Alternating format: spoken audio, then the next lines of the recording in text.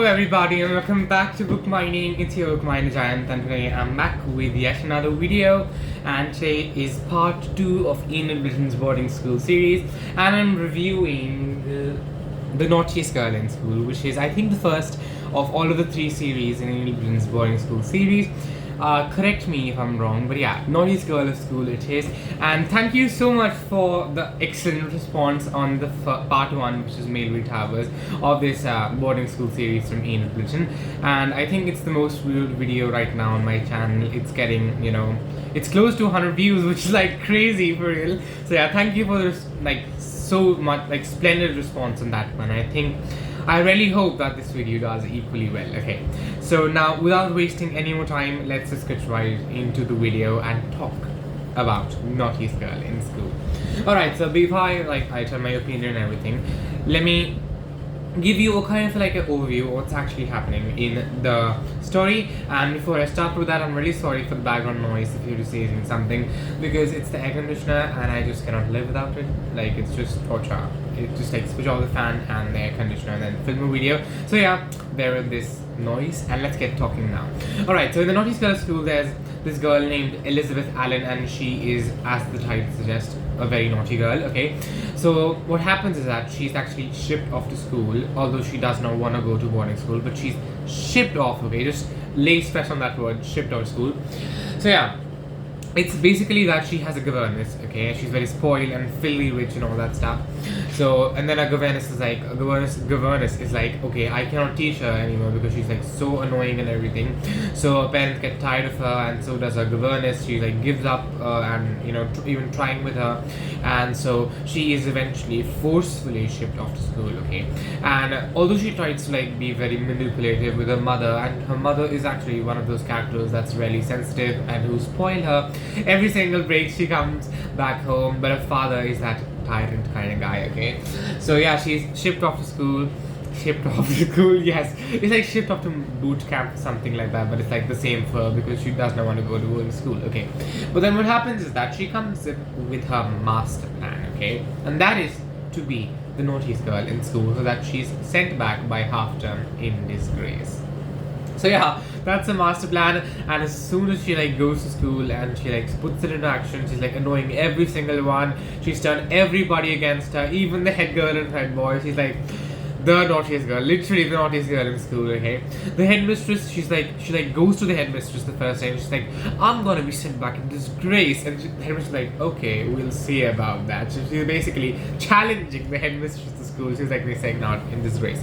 So yeah, it's a very fun kind of thing that she's doing over here. I just love that kind of storyline of going over here.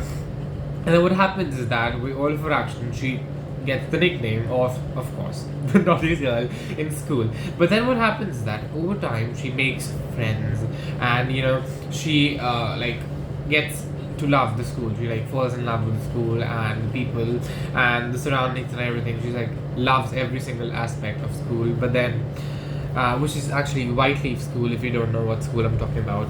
Yeah, it's not, the school's name is not the Naughtiest Girl. Yeah, alright, so she actually falls in love with the school, and then she's okay, let me not go back to school. Okay, her friends convince her that don't go back and all that stuff, so she finally makes up her mind. But then throughout the series you can see people making fun of her and all that stuff because she was once the naughtiest girl. Okay, so it's very nice. Okay, and she definitely is one of those dominating characters, and she definitely has that leadership quality which the school is bringing out in her. It's providing her path and everything. So there's all that goody stuff that some people call in that school, but I just love it.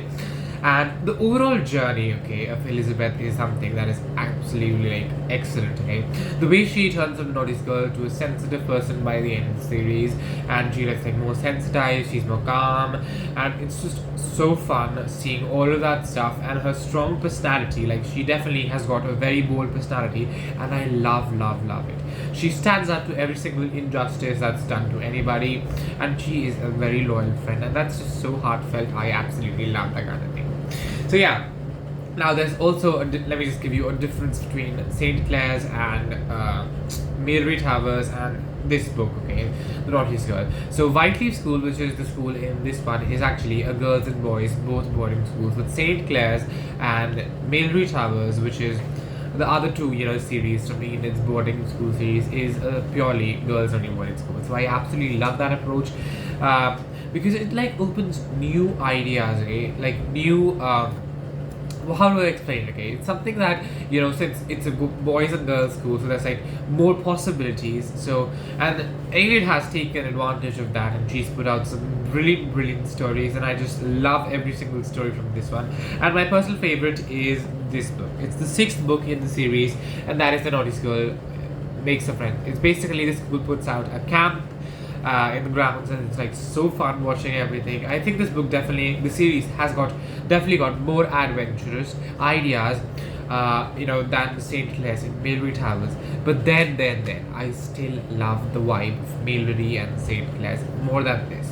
Like I definitely see, that this thing has got good ideas, but I think they're not that well executed. But like I don't know, but I still feel that I think just a little more, somewhere this book is lacking. I cannot explain, but I think this book is definitely the 3rd book if I rank Saint Clair's Malebury and this one. So it's 3rd one. There's something that I found a little incomplete about the stories, and I think some things are very abrupt that I don't like too much. And there's another thing that really is annoying about this one. Although this series got like 10 books, okay, but still what happens is that when you get like a boarding school series, I think the most fun thing that I found about them is that every single book is a new form, a new class, okay, so like 7th to 6th and all that stuff.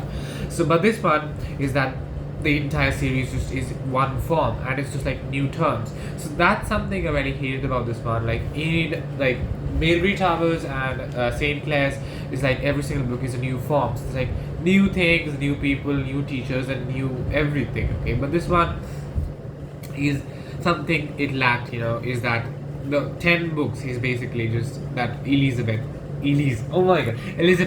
is just in form 1. That's the first form, and like it's just the last book that she actually moves on to the 2nd form, I guess.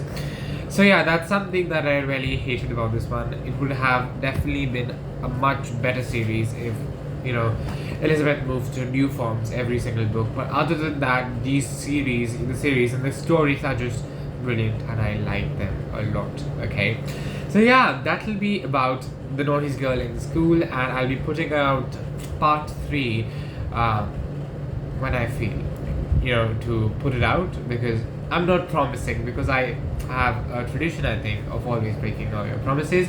So yeah, subscribe if you like this one, and please do comment some future video ideas you'd like to see. Goodbye.